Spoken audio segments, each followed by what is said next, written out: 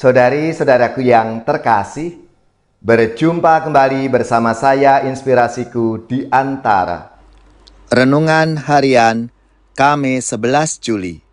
Kita bersama-sama seluruh gereja Katolik memperingati Santo Benediktus Abbas. Semoga kita bersama keluarga, komunitas kita, selalu dalam keadaan baik, tetap sehat dan bersemangat. Marilah kita mengawali renungan kita hari ini dengan tanda kemenangan Kristus. Dalam nama Bapa dan Putra dan Roh Kudus. Amin. Allah Bapa yang Maha Kudus, sungguh berlimpah kasih dan kesetiaan-Mu bagi kami. Bantulah kami untuk memberikan perhatian kepada semua orang yang kami jumpai, seperti teladan Putra-Mu terkasih, Yesus Kristus. Sebab Dialah Tuhan pengantara kami, yang bersama dengan Dikau dalam persatuan Roh Kudus, hidup dan berkuasa, Allah sepanjang segala masa.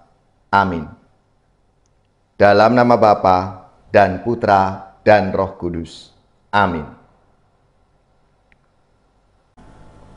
Inspirasi kita hari ini dari Injil Suci menurut Matius, bab 10, ayat 7 sampai 15.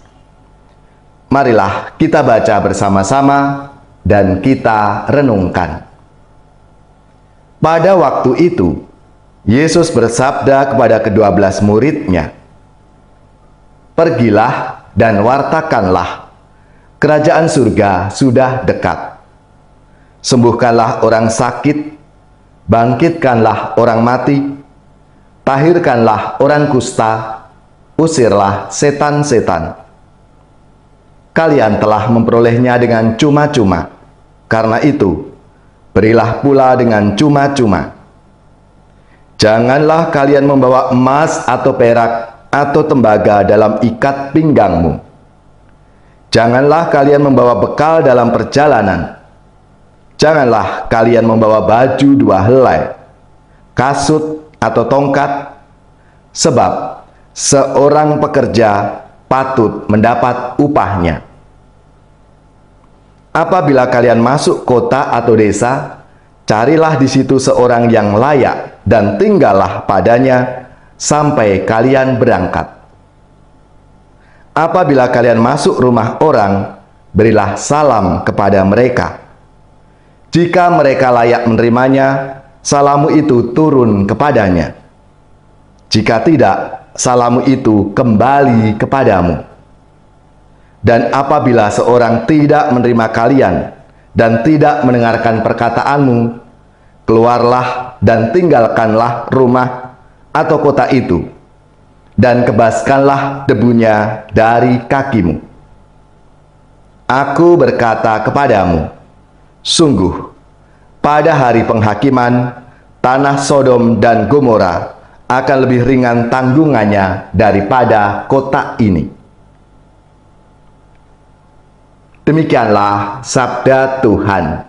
Terpujilah Kristus. Saudari-saudaraku yang terkasih, renungan sabda Tuhan hari ini kelanjutan dari permenungan kita kemarin. Yesus memberi para murid-Nya tugas. Paling tidak ada 2 tugas yang diberikan Yesus kepada para murid-Nya. Yang pertama, berbicara dalam namanya dan bertindak dengan kuasanya. Jadi para murid diminta untuk berbicara dalam nama Yesus dan bertindak di dalam kuasa Yesus. Inti dari pesan ini cukup sederhana, bahwa kerajaan Allah sudah dekat. Dan yang dimaksud dengan kerajaan Allah adalah sebuah keadaan di mana orang menyembah Tuhan sebagai Raja dan Tuhan. Dan kita ingat dalam doa Bapa kami, dikatakan, "Datanglah kerajaan-Mu, dan jadilah kehendak-Mu di bumi seperti di surga." Saudari-saudaraku yang terkasih, Para murid ditugaskan untuk mengajak semua orang mengenal kehendak Allah dan melaksanakannya.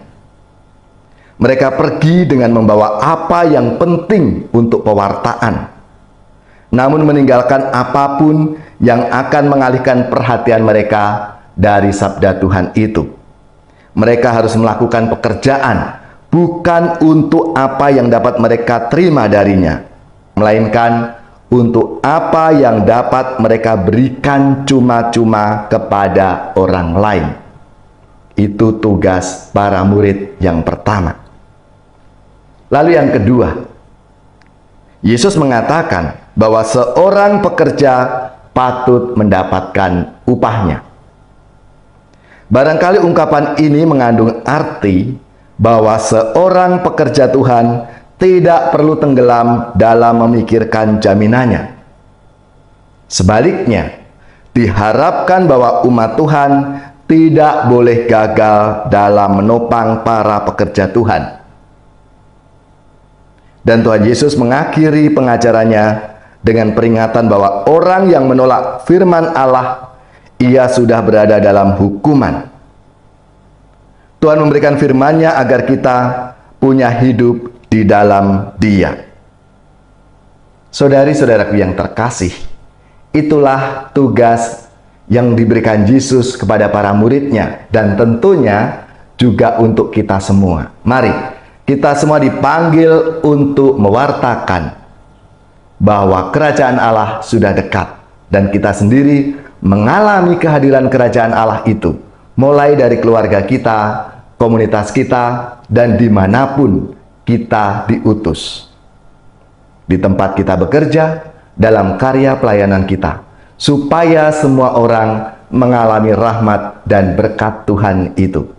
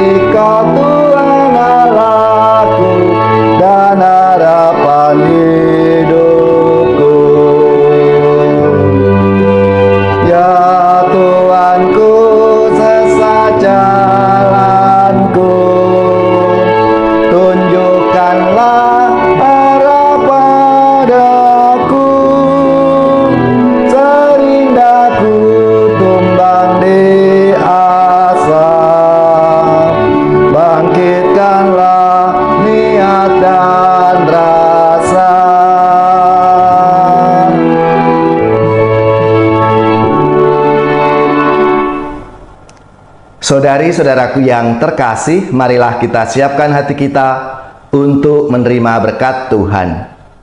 Semoga saudari-saudara sekalian, keluarga-keluarga, komunitas kita, orang-orang yang kita doakan, mereka yang sakit, yang menderita, seluruh tugas, belajar, pekerjaan, usaha, serta karya pelayanan kita, dibimbing, dilindungi, dan diberkati oleh Allah yang Maha Kuasa, Bapa dan Putra dan Roh Kudus. Amin.